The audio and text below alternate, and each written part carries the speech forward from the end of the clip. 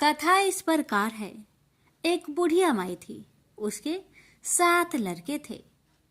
6 कमाने वाले थे और एक निकम्मा था, कमाता कुछ नहीं था। बुढ़िया माई अपनी 6 बेटों के लिए भोजन बनाती थी और उनको भोजन कराती, और उनसे जो कुछ जूठन बचती वह 7वें बेटे को देती थी। एक दिन 7वां बेटा अपनी पत्नी से बोला, देखो मेरी माँ को मुझ पर कितना प्रेम है। वह बोली, क्यों नहीं, सबका जो जूठा तुमको खिलाती है। वह बोला, ऐसा नहीं हो सकता, मैं जब तक अपनी आंखों से ना देख लूं मैं मान नहीं सकता कि मेरी माँ मेरे साथ ऐसा कर सकती है। कुछ दिन बाद त्योहार आया। घर में 7 प्रकार के भोजन और चूरमे के लड्डू बने। अब सबसे छोटे लड़के ने यानी कि 7वें लड़के ने अपना सिर दुखने का बहाना बनाया और पतला चादर ओढ़कर रसोई घर में सो गया, ये देखने के लिए कि मेरी माँ मुझे जूठे भोजन देती है या फिर बनाई हुई ताजी भोजन देती है। लड़का झूठ मूठ का सोने के नाटक करके रसोई घर में सोया हुआ है। वह पतले चादर के अंदर से सब कुछ देख रहा था। तभी 6 भाई भोजन करने आए। उसने देखा माँ ने उनके लिए सुंदर आसन बिछाया, नाना प्रकार की रसोई परोसी और आग्रह करके उन्हें जिमाया, और वह देखता रहा। तब 6 भाइयों ने भोजन करके उठा। तब माँ ने क्या किया कि उनकी बची हुई भोजन, जूठी भोजन थालियों में से इकट्ठा करके सभी लड्डुओं के टुकड़ों को उठाकर एक लड्डू बनाया और सभी जूठन को साफ करके बुढ़िया ने अपने सबसे छोटे लड़के को पुकारा, बेटा 6 भाई भोजन करके चले गए, अब तू ही बाकी है, उठ और खाना खा ले। तब वह बेटा कहने लगा, माँ मुझे आज भूख नहीं लगा है, मुझे भोजन नहीं करना, मैं अब जहाँ नहीं रहूंगा, मैं परदेश चला जाऊंगा। अपने बेटे की बातें सुन माँ ने कहा, बेटा तू कल जाना चाहता है ना, कल क्यों जाएगा, तुम आज ही चला जा। तब बेटा बोला, हाँ माँ मैं आज ही चला जा रहा हूँ। यह कहकर वह घर से निकल गया। चलते समय पत्नी की याद आई। वह गौशाला में उपले थाप रही थी। वहां जाकर वह बोला, हम जावे परदेश, आवेंगे कुछ काल, तुम रहियो संतोष से, धर्म अपनो पाल। पत्नी बोली, जाओ पिया आनंद से, हमरो सोच हटाए, राम भरोसे हम रहे, ईश्वर तुम्हें सहाय। 2 निशानी आपन, देख धरो में धीर, सुधी मती हमारी, बिसारियो रखियो मन गंभीर। पति बोला, मेरे पास तो कुछ नहीं, यह अंगूठी है, सुले और अपनी कुछ निशानी मुझे भी दे। पत्नी बोली, मेरे पास क्या है, यह गोबर से भरा हाथ। यह कहकर पति की पीठ पर गोबर के हाथ की थाप मार दी। अब पति चल दिया। चलते चलते दूर देश पहुंचा। वहां एक साहूकार की दुकान थी। वहां जाकर कहने लगा, भाई मुझे नौकरी पर रख लो। साहूकार को जरूरत थी तो वह बोला, रह जाओ। लड़के ने पूछा, तनख्वाह क्या दोगे? तो साहूकार ने कहा, तुम्हारा काम देखकर तब हम दाम देंगे। साहूकार की नौकरी मिली। वह सुबह 7 बजे से 10 बजे तक नौकरी करने लगा। कुछ दिनों में दुकान का सारा लेन देन, हिसाब किताब, ग्राहकों को माल बेचना, सारा काम करने लगा। साहूकार के 7-8 नौकर थे। वे सब चक्कर खाने लगे। यह तो बहुत होशियार बन गया है। सेठ ने भी काम देखा और 3 महीने में ही उसे आधे मुनाफे का हिस्सेदार बना लिया। वह कुछ वर्ष में ही नामी सेठ बन गया और मालिक सारा कारोबार उस पर छोड़कर चला गया। इधर पति की अनुपस्थिति में उसकी पत्नी को सास ससुर दुख देने लगे। सारी गृहस्थी का काम करा के उसे लकड़ी लेने जंगल में भेजते हैं। इस बीच घर के आटे से जो भूसी निकलती उसकी रोटी बनाकर रख दी जाती और उसके साथ ही फूटे नारियल की नारेली में पानी। एक दिन वह लकड़ी लेने जा रही थी। रास्ते में बहुत सी स्त्रियां संतोषी माता की व्रत करते दिखाई दी। वह लड़की खड़ी होकर कथा सुनने लगी और पूछा, बहनों, तुम किस देवता की व्रत करती हो और उसके करने से क्या फल मिलता है? यदि तुम इस व्रत का विधान मुझे समझाकर कहोगी तो मैं तुम्हारा बड़ा एहसान मानूंगी। तब उनमें से एक स्त्री बोली, सुनो बहन, यह संतोषी माता का व्रत है। इसके करने से निर्धनता, दरिद्रता का नाश होता है और जो कुछ मन में कामना हो सब संतोषी माता की कृपा से पूरी होती है। तब उसने उससे व्रत की विधि पूछी। वह भक्तिनी स्त्री बोली, 1.25 आने का गुड़ चना लेना, इच्छा हो तो 5.25 आने का लेना, या फिर 1.25 रुपए का भी सहूलियत के अनुसार लाना। बिना परेशानी और श्रद्धा व प्रेम से जितना भी बन पड़े सवाया लेना। प्रत्येक शुक्रवार को निराहार रहकर कथा सुनना। इसके बीच कर्म टूटे नहीं, लगातार नियम पालन करते रहना। सुनने वाला कोई न मिले तो घी का दीपक जला उसके आगे या जल के पात्र के सामने रखकर कथा कहना। जब कार्य सिद्ध न हो नियम का पालन करना और कार्य सिद्ध हो जाने पर व्रत का उद्यापन करना। 3 मास में माता फल पूरा करती है। यदि किसी के ग्रह खोटे भी हो तो भी माता वर्ष भर में कार्य सिद्ध करती है। फल सिद्ध होने पर उद्यापन कर लेना चाहिए, बीच में नहीं। उद्यापन में 2.5 सेर आटे का खाजा तथा इसी परिमाण में खीर तथा चने का साग करना। 8 लड़कों को भोजन कराना।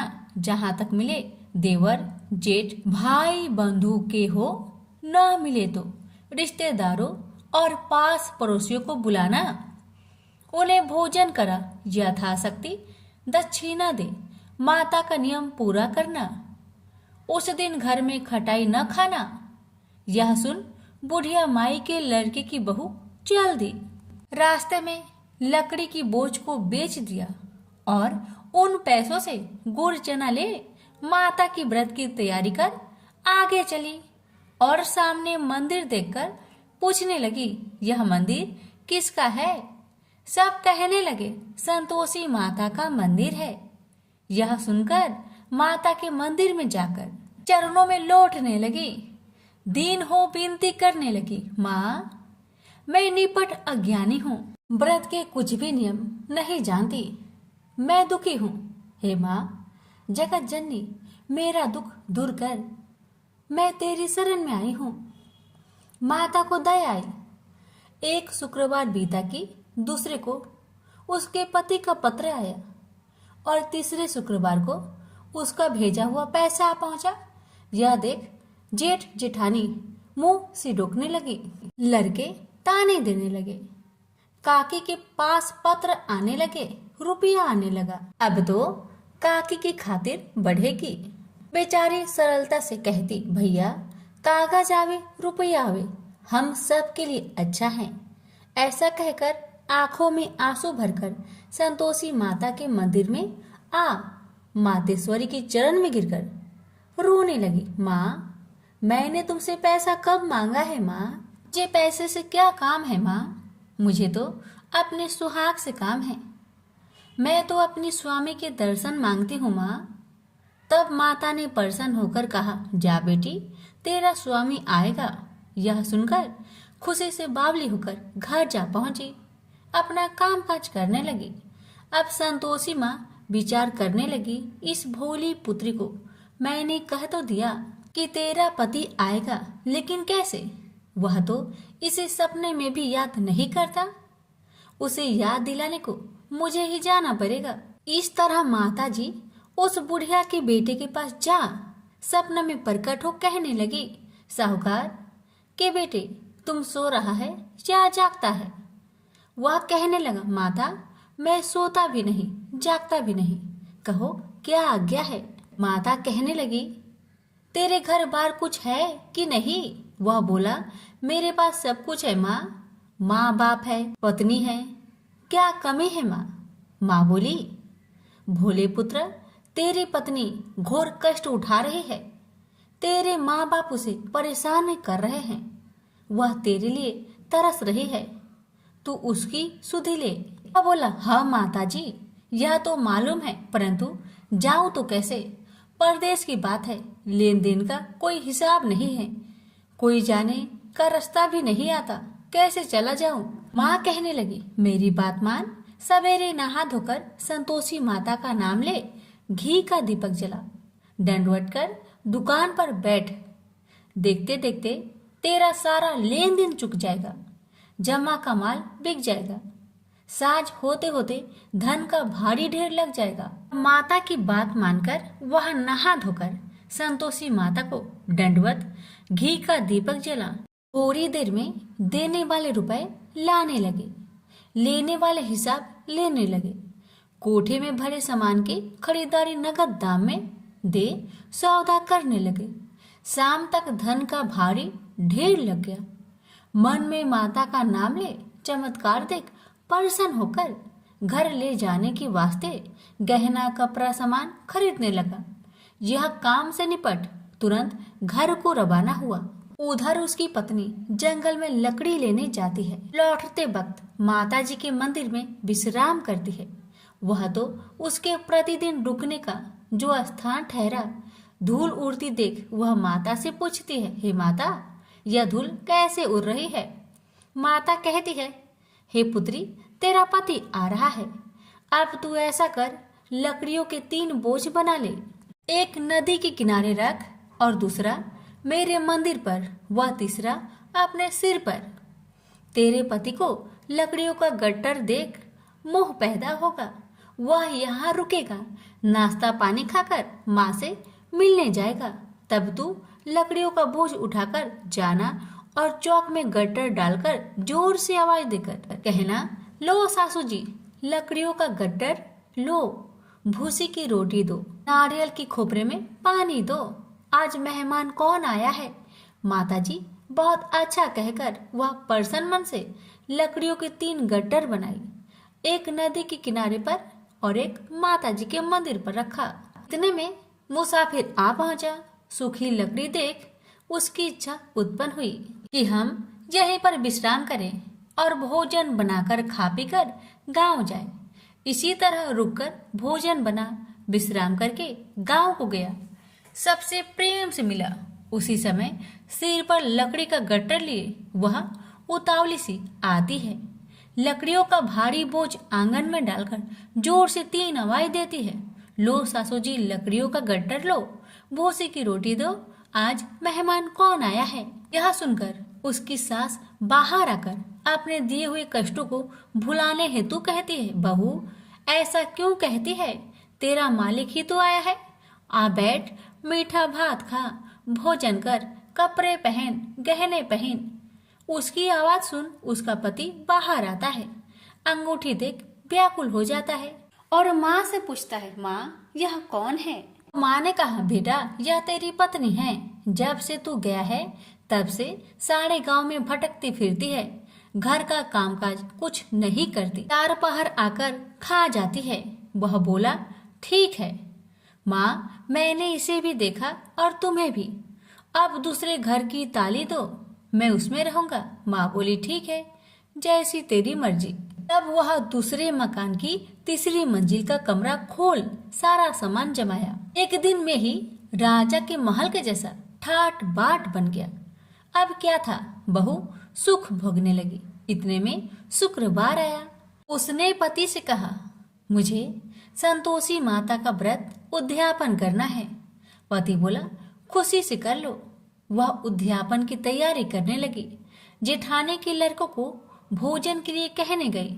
उन्होंने मंजूर किया, परंतु पीछे से जेठानी ने अपने बच्चों को सिखाया, देखो भोजन के समय खटाई मांगना, जिससे उसका उद्यापन पूरा ना हो। अब तो बच्चे जिमने आए, खीर खाना पेट भर के खाए, परंतु बाद में खाते ही कहने लगे, हमें खटाई दो, खीर खाना हमको नहीं भाता। देखकर अरुचि होती है। वह कहने लगी, भाई खटाई किसी को नहीं दी जाएगी, यह माँ संतोषी का प्रसाद है।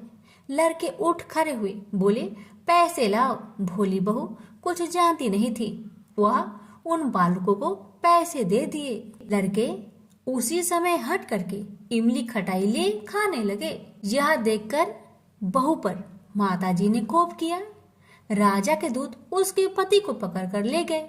जेठ जिठानी मन माने वचन कहने लगे, लूट लूट कर धन इकट्ठा कर लाया है, अब सब मालूम पड़ जाएगा जब जेल की मार खाएगा। बहू से यह सहन नहीं हुआ। रोती हुई बहू माता जी के मंदिर गई। कहने लगी, हे माता, तुमने क्या किया? हंसाकर अब भक्तों को रुलाने लगी।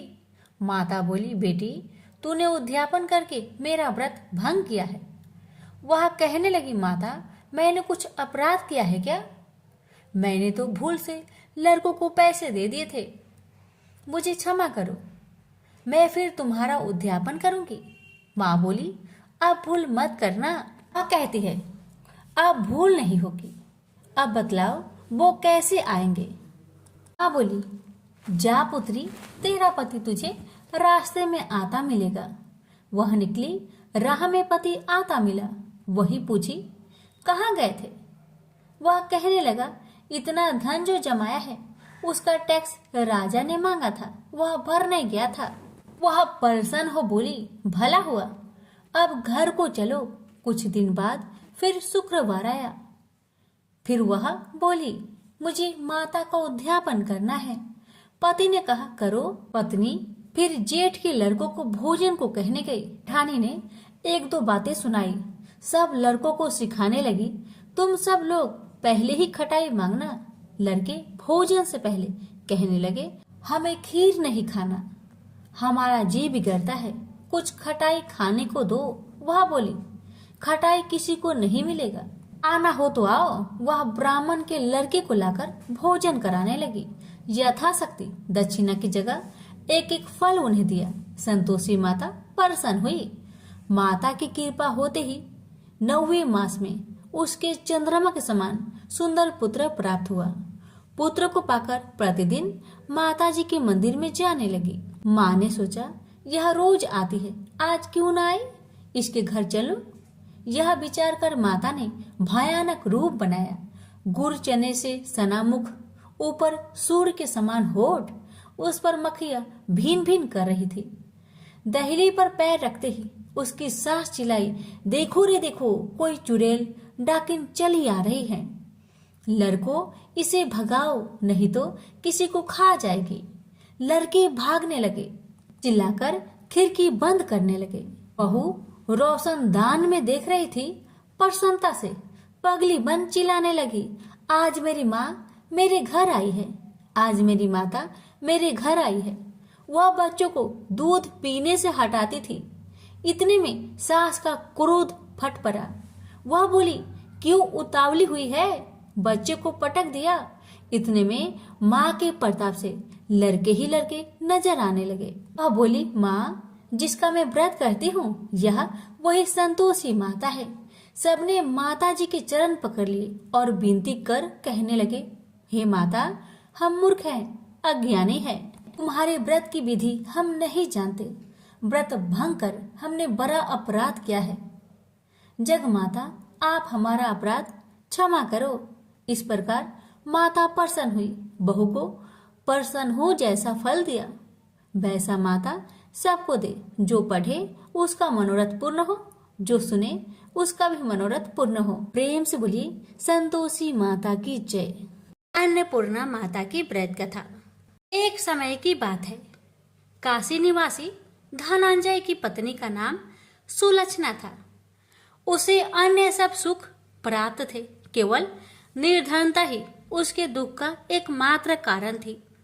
यह दुख उसे हर समय सताता रहता था।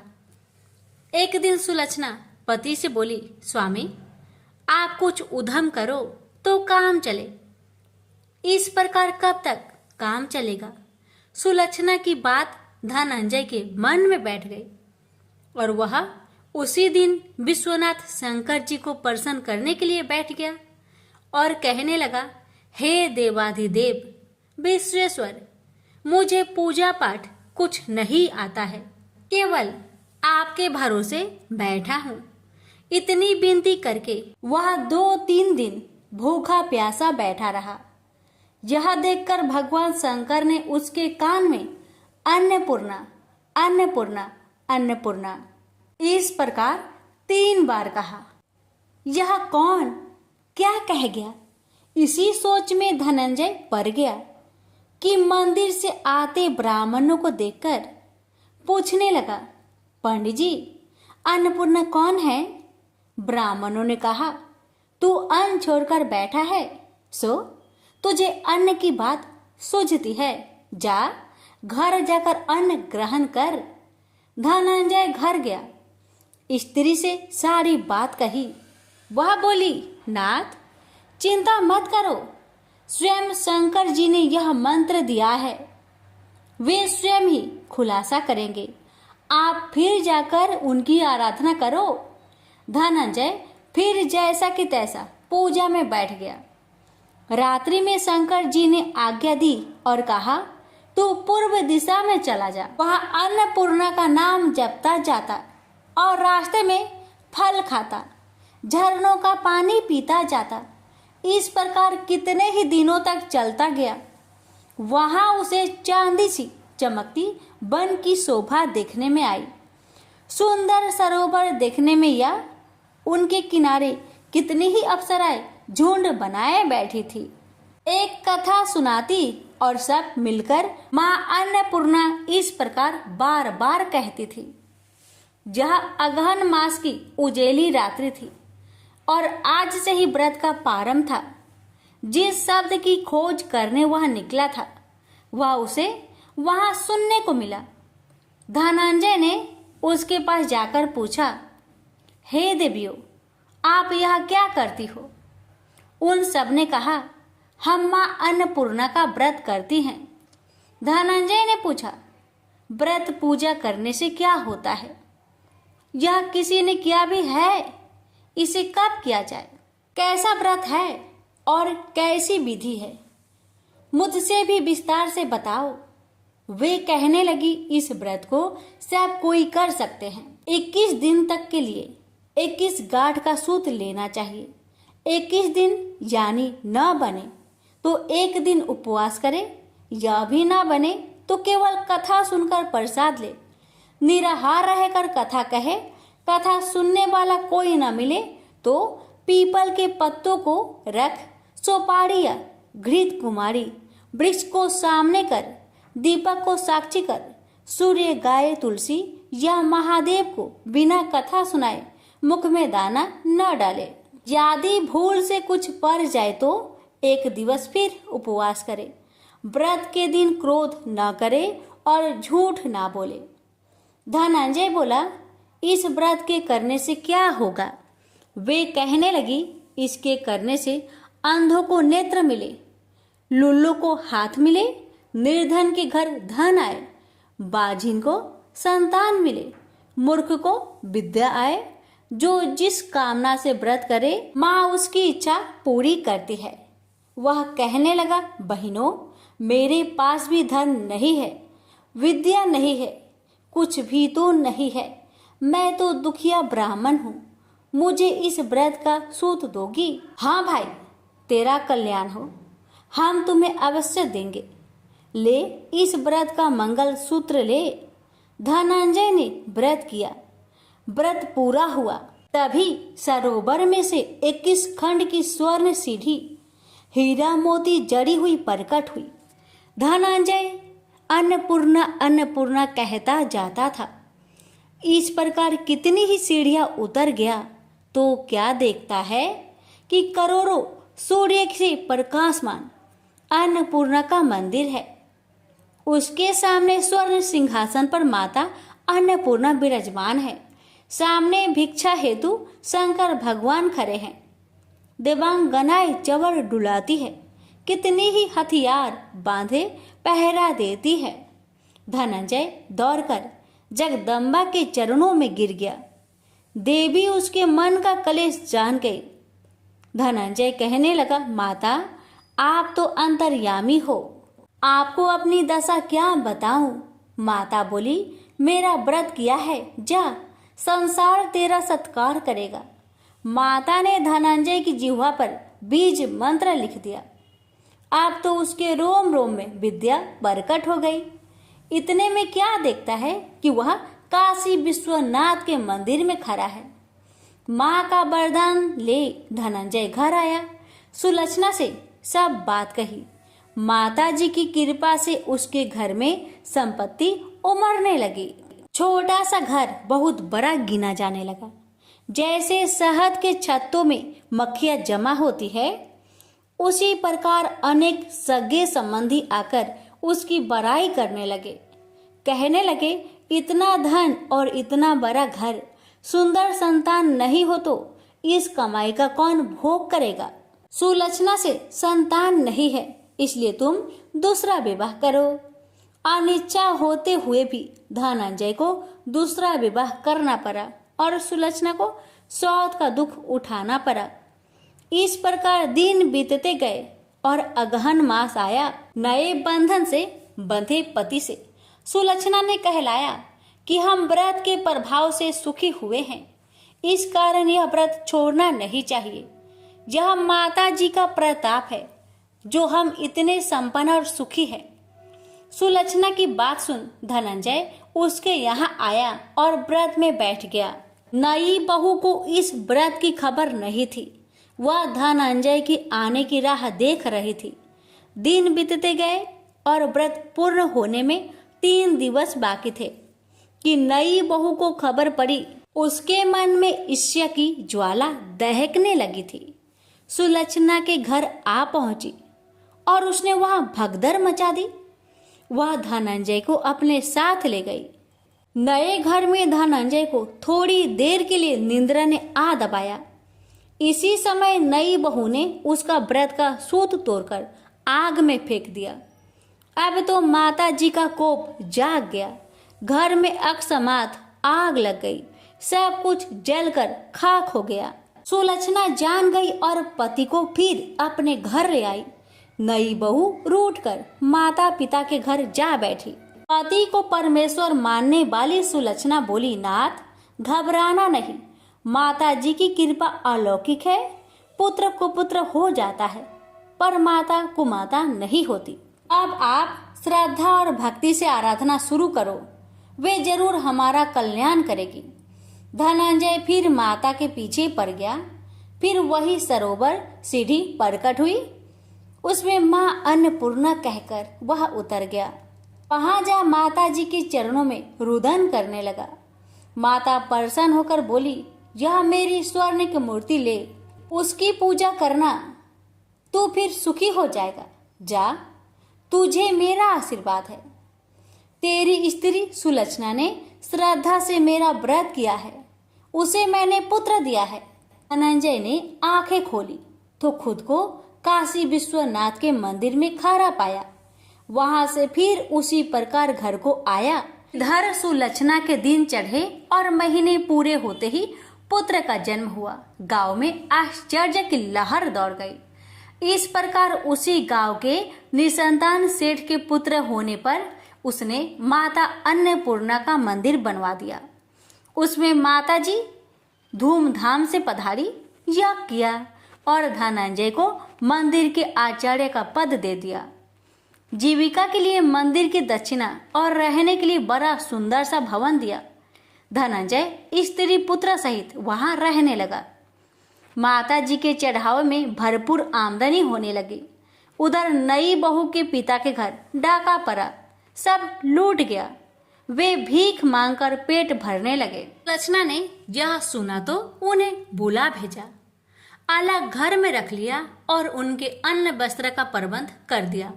धनंजय, सुलक्षणा और उसका पुत्र माता जी की कृपा से आनंद से रहने लगे। माता जी ने जैसे इनके भंडार भरे वैसे सबके भंडार भरे। हे माता, अगर आपकी कथा कहने में हमसे कोई गलती हुई हो उसे क्षमा करना और अपने सभी भक्तों की सभी मनोकामना को पूर्ण करना। प्रेम से बोलिए अन्नपूर्णा माता की जय। हर हर महादेव, माता पार्वती की जय।